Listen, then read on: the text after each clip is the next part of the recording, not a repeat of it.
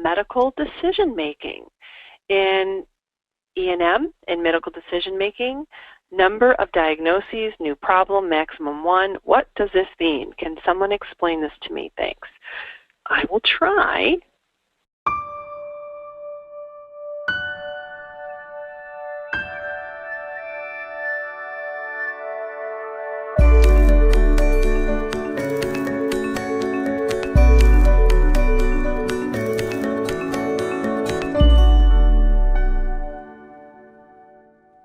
What I did is I did a quick grab from my CPT manual. I believe this is on page 10 of the 2013 CPT, but basically the AMA prints this table for you.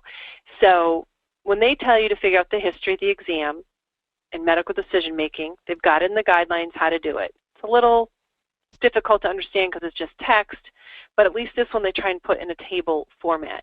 So what you can start to see is they literally have 3 columns here. This first column is number of diagnoses and management options, which we abbreviate as DMO. The second column is amount and or complexity of data to be reviewed, and we call this the data column.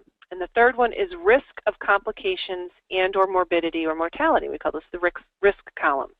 Now, when you read the guidelines, you'll see that it tells you that you need 2 of 3 of these to get a score, if you will.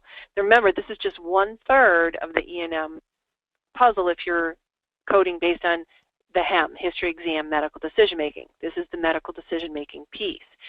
So we're looking to see, is this a straightforward medical decision making, low, moderate, or high? And then we'll take that and factor it in with the history and exam to come up with the overall E&M code. So for right now, just focusing in on medical decision making, if in reading the documentation you determine that the number of diagnoses was limited and the data was moderate and the risk was low. Actually, let's make it moderate. So we've got a limited, moderate, moderate. Okay? According to this 2 of 3, because we have 2 at the moderate level of complexity, we can drop this limited one. Okay? Because it's a 2 of 3 table. We need 2 of the 3 of these columns. Now, if it was a limited, moderate, we don't have enough. We have to code it low complexity because we only have 1 at the moderate level. So that's just an overview of how to do the scoring. So because of this, of all of the E&M things that you can bean count, like history is fairly easy to read the documentation, go check, got it, check, got it, check, got it. Medical decision making is more nebulous. Like, this is the problem. What are we talking about here? She's reading somewhere, number of diagnoses, new problem, maximum 1. Well, that's talking about this column here, number of diagnoses.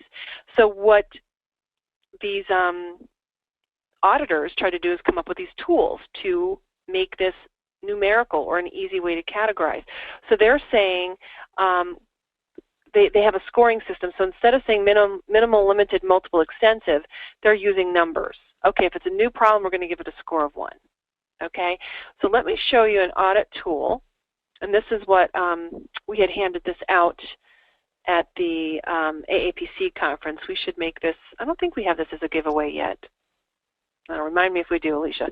So at any rate, this is from an audit tool I've used for years when I do E&M auditing. And let me see if I have the full-blown thing so you can see it in context. I think that is the one that's in your free giveaways. I think it is. On the website? I knew we did it at conference. Yeah. I don't know if I actually made it. Yeah, okay. It's on there. Okay. So you can go and actually get this tool, and hopefully this is showing up okay. But the top part here is talking about the history. This little teeny part here is for the exam, and then the whole rest of this 8.5 by 11 page is dedicated to medical decision making. Okay? Excuse me. So what I did here on the slide is I looked at box A, box B, box C, which is over to the right so it could fit, and then box D is where you calculate everything.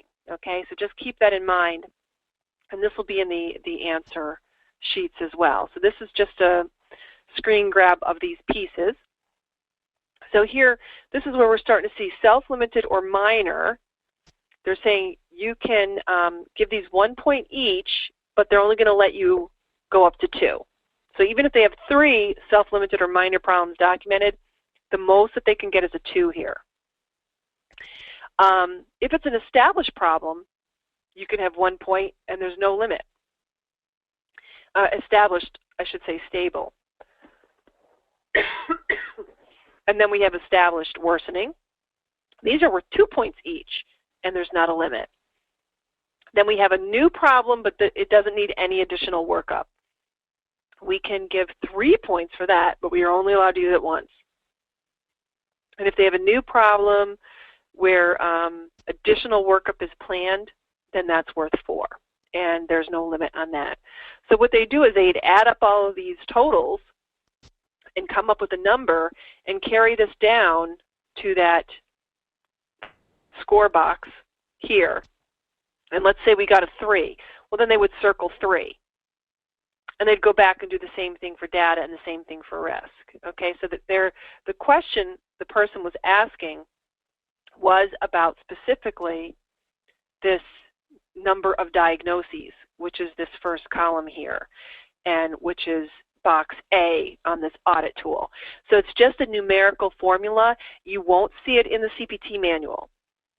This is a common audit tool out there. There's a little bit of changes and whatever. That's why it's very important when you get out on the job that you find out who are your top payers and what E&M audit tool do they use. You want to use their audit tool so that you can make sure your documentation is supporting the levels that you're coding out and billing out.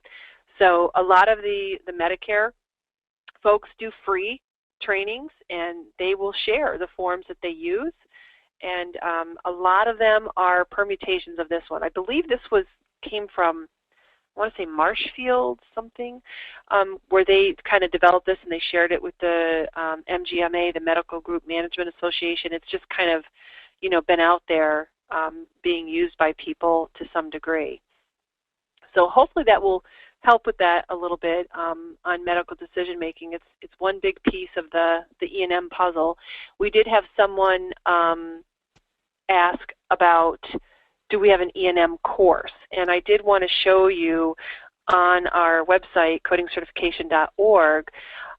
It is a class. The Blitz covers the E&M, but we only do about 90 minutes on it. If you want to go to, let me make this a little bit smaller, the continuing education tab on the site, you'll see there's one for modifiers and this one here for E&M. So just click on that.